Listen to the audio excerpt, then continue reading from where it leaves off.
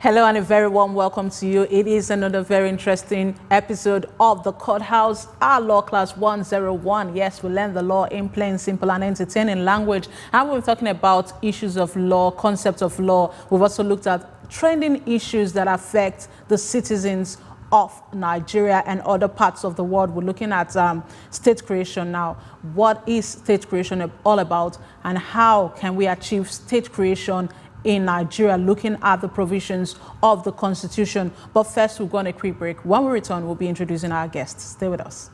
It's not about ability, but about inspirations. We've done roughly about 250 boys. The idea of exchange is for them to exchange their pains for purpose. Not just about innovations, but about making a difference. That's what we do with the people that cannot afford it. Provide them with the artificial limbs, ideas, impact, and those stories. How many children have you been able to reach? We give them this quality education for free. World changes, the stories behind headliners, the story changes, and of course, the hope givers on Global Health. World Changes, coming soon on Love World Plus.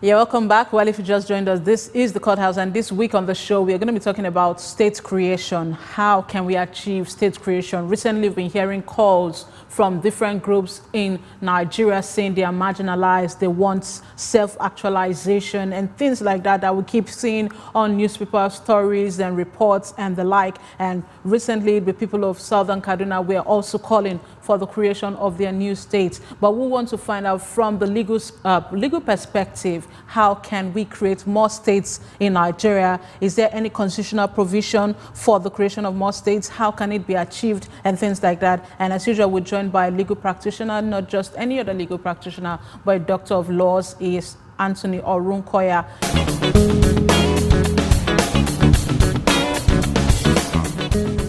You're welcome to the Courthouse. Thank you very much. Okay, like I said, we've been hearing stories about people wanting to create their state. If there's a situation of unrest in a particular region, we hear people calling for creation of states. So tell us a bit about state creation. What are the requirements? What does it really take to create a state in Nigeria? Thank you. Yes, sir. State creation is provided for by Section 8, subsection 1 of the 1999 Constitution of the Federal Republic of Nigeria. And there are a lot of procedures that must be complied with before creation of states. There must be an act of the National Assembly before a state is created. And in creating states, first, proposal for state creation must be approved by a referendum, and must be 2/3 majority of people within the area where that state is to be created. 2/3 majority of people in the area where that state is to be created must, by way of referendum, approve the proposal for state creation. That is one. 2, the local government council of the area where that state is to be created must equally approve state creation. Then the state House of Assembly of that state where that state is to be created must, by 2/3 majority, also approve state creation. Then you move that to the National Assembly, which is made up of the House of Rep and the Senate.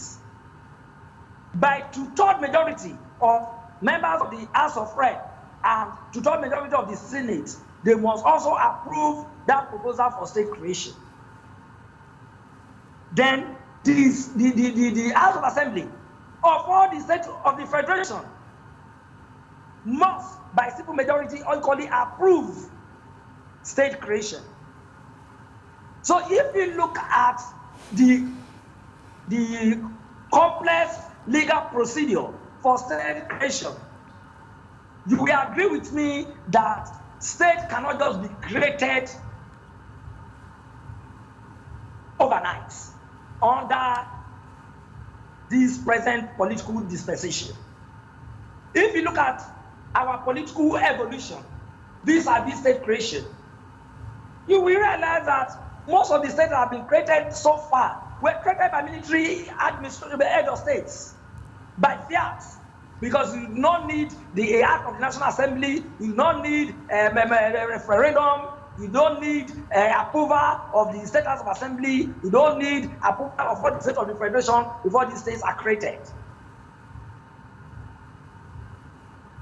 Gowon created some states, followed by Murtala Mohammed, who made the state the state created by Gowon, increased the number. The Bangla came on board and equally created more states. General Abacha was at the verge of creating more states before his demise. So the Supreme Military Council and the Armed Forces Ruling Council, as it were, we just meet, decide that they need to create more states, and there is need for more states to be created. And if that decision is reached within the Supreme Military Council or the Armed Forces Ruling Council, the head of state, he will be directed by the council to make pronouncement about about the new state that has been created. But Okay. under a civilian dispensation, under this present democratic dispensation, state creation must pass through constitutional provision, which is section 8, section 1, before it can be created. But during the military era, the constitution was suspended. So states were created by fiat, by the military. Okay, so now that we are in a democratic era and we are seeing the provisions of Section 8 of the Constitution making it so difficult, so cumbersome to create new states. We have 36 states already in Nigeria, plus the Federal Capital Territory. Now, people are still calling for more states. Look at it in both the juristic and the political sense of it. Is there really any need for more states to be created in Nigeria at the moment? The national conference that was held recommended that 54 new states need to be, that Nigeria should have 54 states. That is, more states need to be created by that recommendation of the national conference. However, we have to look at the factors for agitation for state creation. And those factors for agitation for state creation are equally factors that need to be considered in creating more states. One important factor is the socio-cultural background of the people. Nigeria is made up of multi-ethnic groups. And some of these multi-ethnic groups were constituted into state by the military without really taking into consideration the adverse effect of amalgamating this ethnic group into one state. Because of the friction between this ethnic group, some of these ethnic groups are of the view that they should have their own states. Like what is happening in Southern Kaduna. The people of Southern Kaduna don't feel secure. They don't feel comfortable again to remain within that entity called Kaduna State. And the governor of Kaduna State, I say this without any fear, is not helping matters. Because as a governor, he should see himself as representing the people of Kaduna State and not the people of one particular ethnic group. So the people of Southern Kaduna, who are predominantly Christians, are of the view that they should have their own states because their socio-cultural beliefs is not in alignment with the socio-cultural beliefs, socio-cultural understanding of the people of other ethnic groups within Kaduna State. And because of that reason, they want to go. They want to have their own state where they feel secured.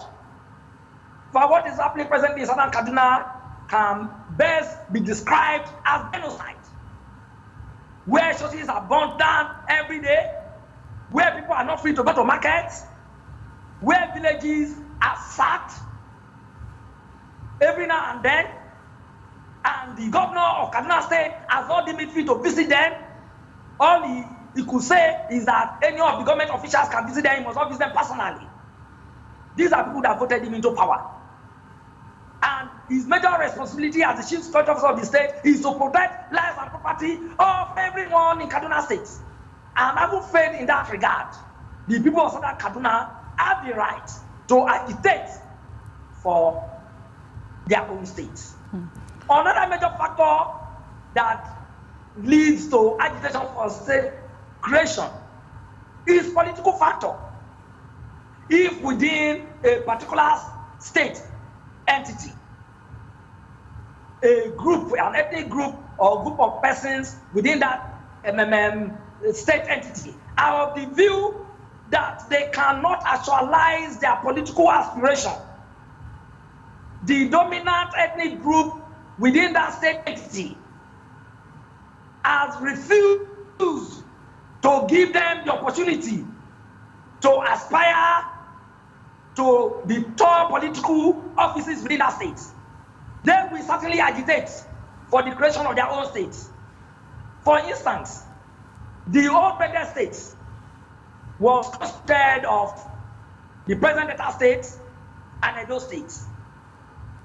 People from the Igbo-speaking part of the old Bender state felt marginalized politically, and they felt if they should remain within that entity called Bender State, they will not be able to achieve their political aspiration. And they were in the forefront for state creation. They pursued it rigorously. And that was how the present Delta State was created out of the old Bender State.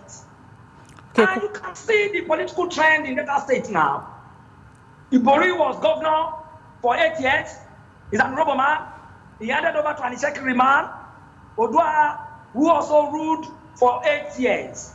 And Odua handed over to present governor, Dr. Ifeanyi Okowa, who is from the Igbo-speaking part of Delta State, and Nyosha and Anyoma. So if not for creation of Delta State, the Igbo-speaking part of Delta State would have had the privilege, the opportunity to govern the affairs of Delta State. Quite interesting. I like the part that where you mentioned the fact that they have a right to agitate for the creation of their own states. Talking about the people of Southern Kaduna now, you said it's part of their fundamental rights. We want to take a look at a clip from Southern Kaduna, how the people were lamenting the loss of lives, and just like some people in various sectors have been saying, it seemed to be like genocide. What is happening in Southern Kaduna? We want you to take a look at this clip, and of course we have a report on what you require for state creation in Nigeria. Take a listen.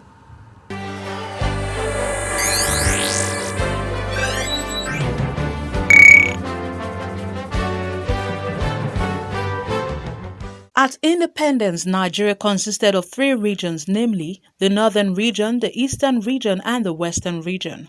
Apart from the Midwestern region, which was carved out of the Western region in 1964 through the process laid down by the 1963 Republican Constitution, the other 5 subsequent exercises of creation of states were undertaken by the military. Because of the multiplicity of these states, they are, as a matter of convenience and political expediency, grouped into the 6 geopolitical zones of Northeast, Northwest, North Central, Southeast, Southwest, and South-South. This grouping has not been accorded any constitutional recognition. Agitations for state creation are almost as old as the Nigerian state. The more states that are created, the more the problem that they intended to solve persists. The state creation exercises have heightened the indigene-non-indigene phenomenon, which is antithetical to a sense of common nationhood. The federal character principle, which is intended to moderate competitions among states over so-called national cake, has increased ethnic rivalries and the indigent settler syndrome in most of the states. The principle should be replicated in the states to accommodate Nigerians there rather than being discriminated against on the basis of their states of origin. What a contradiction. The thrust of this report is to investigate how far the state creation in Nigeria has helped in knitting the citizens to achieve a common nationhood. The constitutional provision for state creation has not made the matter any easier, as it is described as one of the most cumbersome sections in the 1999 Constitution of Nigeria.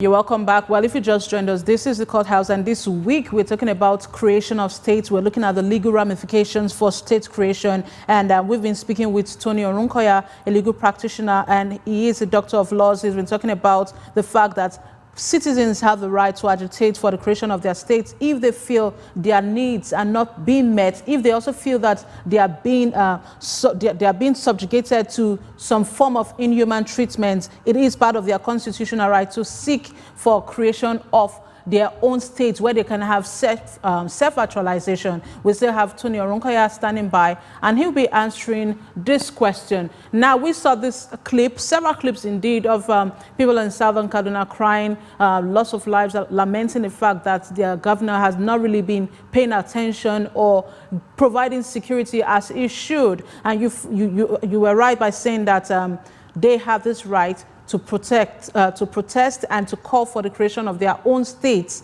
Now, looking at it, we have 36 states already, like we know, and can these states, can these other regions that are trying to carve out more states, can they actually survive under the current dispensation? Well, that is a very good question. I don't really know what you mean by survive under the present dispensation. Do they have the structure in place? Do they have the legal backing in terms of their own laws, in terms of their financial autonomy? Because we still have a situation where most of these states go cap in hand to the federal government to get aids at the end. Okay. If you want to take evaluation of the states we have in Nigeria, how many states can you really say in Nigeria as the capacity to take care of itself? You see, we are not running through federalism in Nigeria, because most of the states of the federation, as rightly said, go cap in hand to the federal government to collect allocation every now and then in order to survive. It's not as if there are no natural resources in these states that can be tapped and developed for the well-being of the states. That was one of the reasons why, at the time, people were agitating for resource control. In Nigeria, there is need for us to even revisit the issue of resource control seriously, because in this present dispensation, some states are in control of their resources. We have gold, we have tin, we have copper in some part of northern Nigeria, and the powers that be in these states are mining these resources, and the federal government is not regulating the activities. Whereas we have the federal minister of master power. But in southern parts of Nigeria, where we have petroleum, there is deep interest, high interest on how the resources is managed.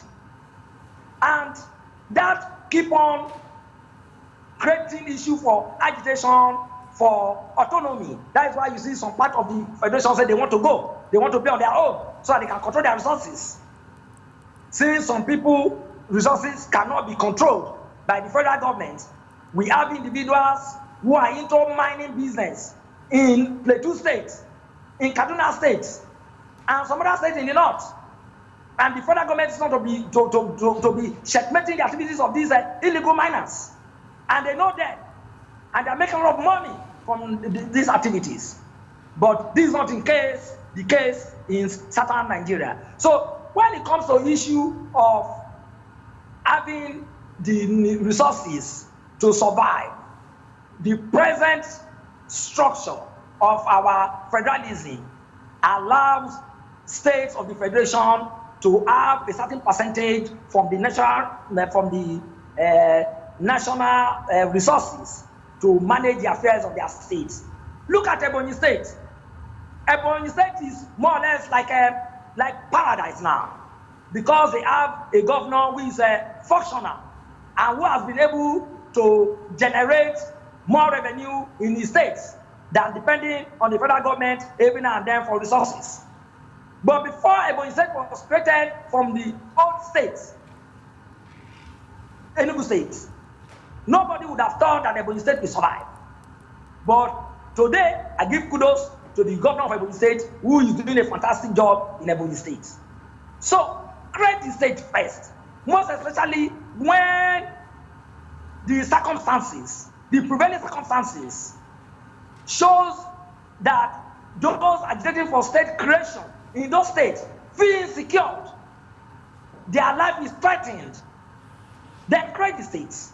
When the states are created, the people of the state will look for a way to survive.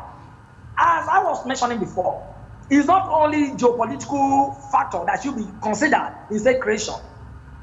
You equally look at issue of political survival too, which I try to explain. So if people feel that they are dominated by a particular ethnic group and they will not be allowed to have a say in the political arena, in the political space, they want their own state to be created. And I cited the present data state as an instance. Then we look at the issue of geopolitical, the geographical structure of that states. There are some ethnic nations, so to speak, in some states that shouldn't be part of that state in the first place.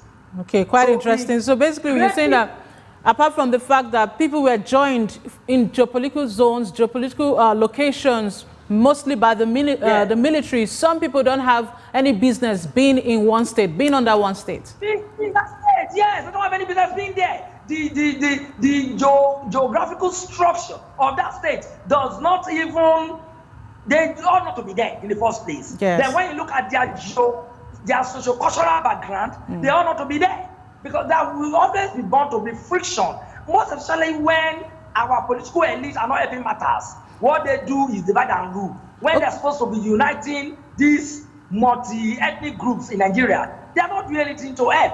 We have about 107 ethnic tribes in Nigeria, but our political elites are not doing anything to ensure that they unite us. So to help us with a way forward, how do we make headway with this particular situation now? Like, let's use the case of the people of Southern Kaduna. Do you feel that they should go ahead to create their states? And do you believe, is there any way that they can actually do that without getting into more friction and suffering more losses than they already have? The legal complexity of state creation, as it is contained in our present constitution, will certainly make it difficult for people of Southern Kaduna to have a state of their own. Not only people of Southern Kaduna, people in other states who are agitating for a new state to be created, it will be difficult. As a matter of fact, the makers of our constitution ought not to have included section 8, subsection 1 in the constitution. Okay. It is It's not to have been, it's a mischief. Serious mischief indeed. For that section to have been included in the Constitution. Because for you to pass through is like passing, is like camel. Passing through the eye of a needle. So people who ordinarily should approach the federal government and say, we want a state to be created, and the Federal Executive Council will look into the issues, because the Federal Executive Council is made up of all the governors of the 36 states of the Federation. The ministers sit with the president. These people can sit and by way of policy making, decide to create states after taking into consideration the socio-political factor, after taking into consideration the economic factor, after taking into consideration the political situation factor.